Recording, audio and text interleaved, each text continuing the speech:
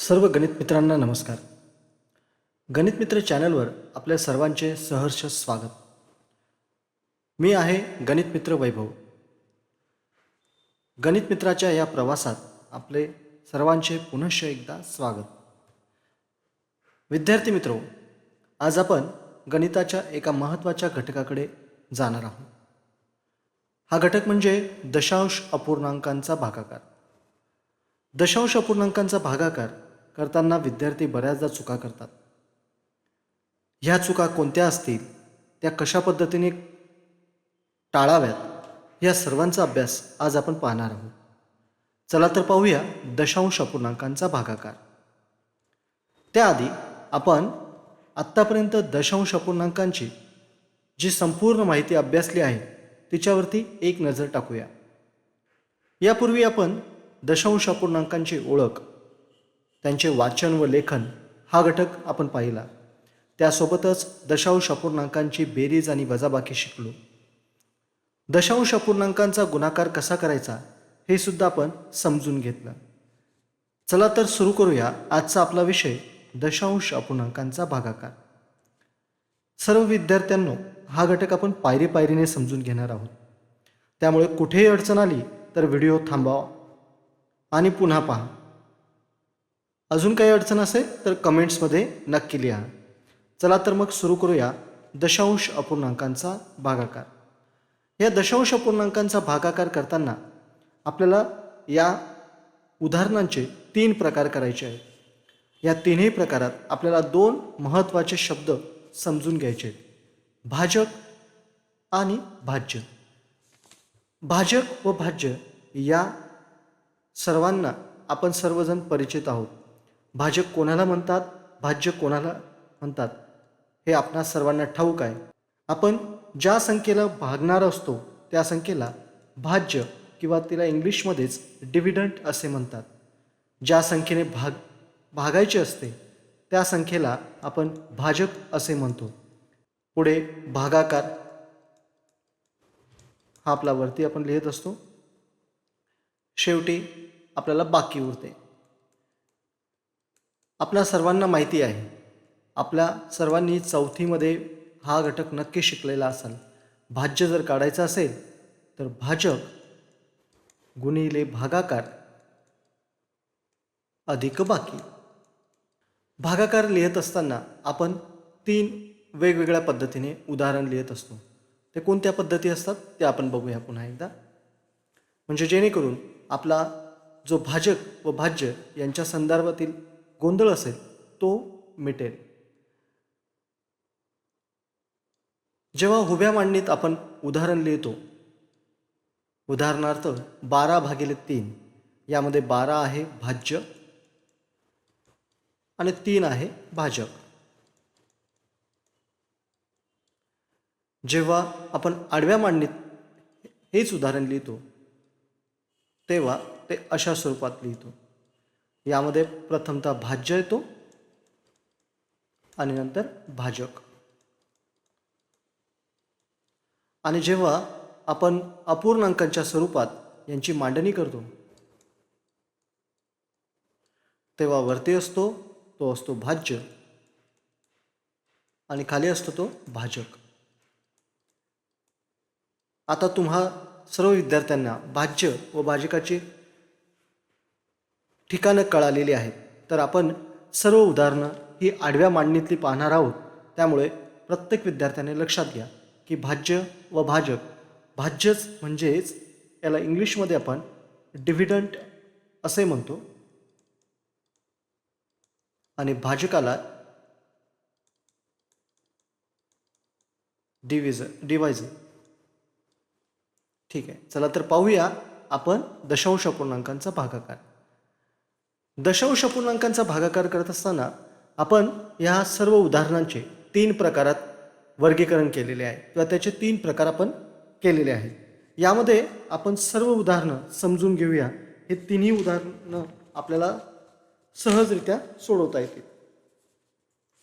यातील पहिला प्रकार म्हणजे भाजक व भाज्य यांचे दशांश चिन्हानंतर उजवीकडील दशांश स्थाने समान असणे.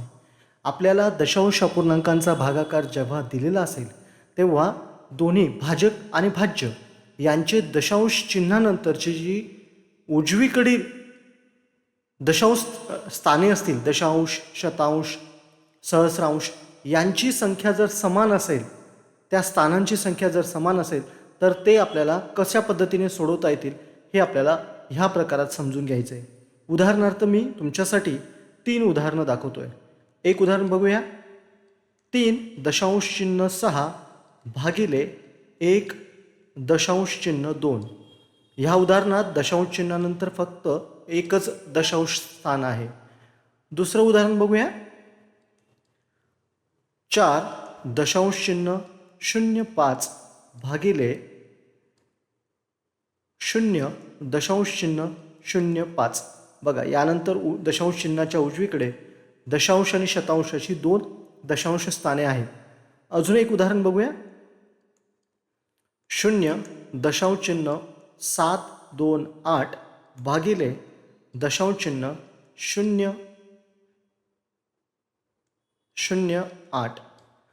तर ह्या तीनही उदाहरणांमध्ये तुमच्या एक गोष्ट लक्षात येत असेल की या तिघांच्या उजवीकडे समान दशांश स्थाने आहेत. इथे फक्त दशांश आहे, इथे दशांश शतांश आहे, इथे दशांश शतांश आहे, इथे दशांश शतांश आणि सहस्रांश आहे, इथे दशांश शतांश आणि सहस्रांश आहे. म्हणजे भाज्य व भाजक यांचे दशांश चिन्हानंतरचे जे उजवीकडील दशांश स्थाने आहेत ती समान आहेत. चला तर पुढील प्रकार आपल्याला पहिल्यांदा या तिन्ही प्रकार कोणकोणते आहेत हे फक्त जाणून घेऊया आणि यांची उदाहरणं आपण कशा पद्धतीने सोडवायची ते समजून घेऊया. यामध्ये दुसरा प्रकार येतो की यामध्ये भाजकापेक्षा भाज्याचे दशांश चिन्हानंतर उजवीकडील स्थाने जास्त असणे. उदाहरणार्थ तेच गणित आपण बघूया, फक्त दशांश स्थानांची संख्या बदलूया. बघा, 0.36 भागिले 1.2. आता इथे 2 स्थानं आलेली आहेत, इथे मात्र एकच आहे. दुसरं एक उदाहरण बघूया, जे आपण मागे बघितलं होतं त्याच्यामध्ये फक्त दशांश स्थानांची संख्या बदलूया. बघा, यामध्ये भाज्यामध्ये 3 दशांश स्थाने आहेत, तर भाजकामध्ये किती आहेत बघूया, 2च दशांश स्थाने आहेत. अशा प्रकारची उदाहरणं कशी सोडवायची हे सुद्धा आपण अभ्यासणार आहोत. 0.08 यामध्ये भाज्याची दशांश स्थाने जास्त आलेली आहेत. तर हा प्रकार कसा सोडवायचा तेही समजून घेऊया. आणि शेवटचा तिसरा प्रकार म्हणजे यामध्ये भाजकाची दशांश चिन्ह जास्त असणार आहे. बघूया तिसऱ्या प्रकाराची उदाहरणं.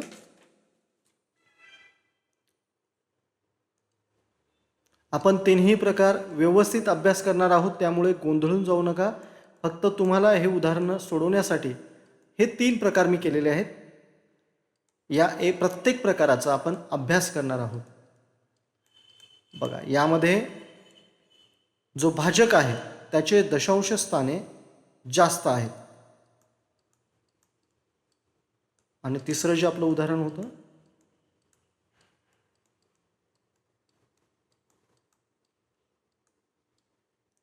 बघा, ह्या तिसऱ्या प्रकारात तुम्हाला लक्षात येत असेल की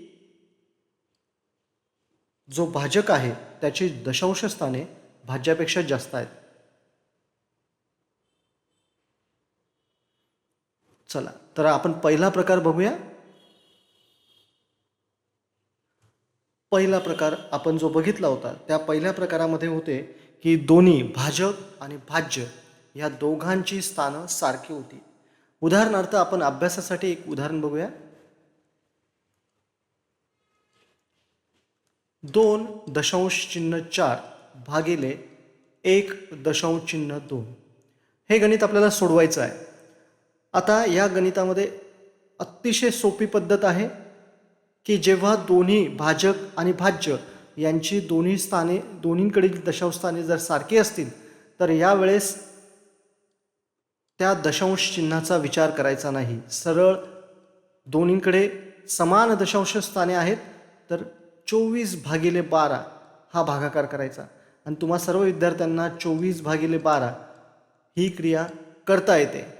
12 दुणे 24 म्हणजे 24/12 याचं उत्तर 2 येणार. म्हणजेच 2.4 भागिले 1.2 याचे सुद्धा उत्तर 2 येईल. दशांश स्थाने जर समान असतील तर दशांश स्थानांचा विचार करायचा नाही. ही साधी सोपी पद्धत आपण सर्वांनी लक्षात ठेवायची. अभ्यासासाठी पुन्हा एक उदाहरण बघूया.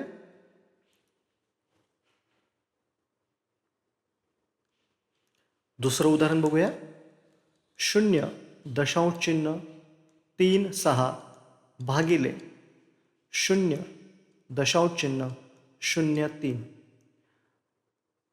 भाजक व भाज्य या दोन्ही ठिकाणी दशांश आणि शतांश अशी 2 दशांश स्थाने आहेत. तर आपल्या साध्या आणि सोप्या नियमानुसार यातील दशांश चिन्हाचा विचार न करता सरळ 36/3 हा साधा भागाकार तुम्ही सोडवायचा आहे. आणि तुम्हा सर्व विद्यार्थ्यांना हा साधा भागाकार तुम्हाला नक्की सोडवता येईल, ज्याचं उत्तर येईल 12. म्हणजेच आपला जो प्रश्न आहे त्या प्रश्नाचं उत्तर येईल 0.36 भागिले 0.3 याचं उत्तर येईल 12. अशा प्रकारच्या उदाहरणांमध्ये दोन्ही ठिकाणी समान दशांश स्थाने असल्यामुळे दशांश चिन्हाचा विचार न करता आपण भागाकार करायचा आहे. आता आपण असाच एक भागाकार अजून एकदा बघूया. 4.05 भागिले 0.05 या दोन्ही ठिकाणी समान 2 दशांश स्थाने आहेत. अशा वेळेस फक्त आपण दशांश स्थानांचा विचार न करता जर संख्या लिहिल्यात तर 405 भागिले, आता पुढे 00 असल्याचा काही फरक पडत नाही, हा साधा भागाकार आपण करणार आहोत. 405/5 आणि याचं उत्तर येईल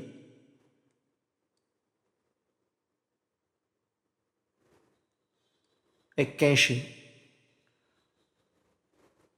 मग 4.05 भागिले 0.05 याचं उत्तर सुद्धा येईल 81. अजून एक उदाहरण अभ्यासासाठी बघूया. एक शेवटचं उदाहरण तुमच्यासाठी सोडूया. 1.12 भागिले 0.02 दोन्ही ठिकाणी समान दशांश स्थाने आहेत. त्यामुळे त्या दशांश स्थानांचा विचार न करता 112/2 हे गणित, हा भागाकार तुम्ही सोडवू शकतात. तो सोडवायचा आहे आणि तुम्हा सर्व विद्यार्थ्यांचं ते उत्तर येईल 56. म्हणजेच 1.12 भागिले 0.02 याचं उत्तर सुद्धा येणार 56. अशा पद्धतीने आपण दोन्ही ठिकाणी जर समान दशांश स्थाने असतील तर दशांश चिन्हाचा विचार न करता भागाकार करणार आहोत. बघा, पहिला प्रकार किती सोपा होता. हा तुम्ही सहज सोडवू शकता. तुमच्यासाठी काही उदाहरणं देतोय, पटापट सोडवूया. चला, पहिलं उदाहरण आहे 1.44 भागिले 0.12. दुसरं उदाहरण देतोय 0.32 भागिले 0.008. आणि तिसरं उदाहरण तुमच्या सरावासाठी देतोय 7.5 भागिले 2.5. चला, व्हिडिओ थांबवा, उत्तरे काढा. उत्तरे आली की कमेंट्समध्ये लिहा. मी तुमच्यासाठी थोडा वेळ थांबतोय. सर्वांनी व्हिडिओ पॉज करा, उत्तरे काढा आणि कमेंट्समध्ये लिहा.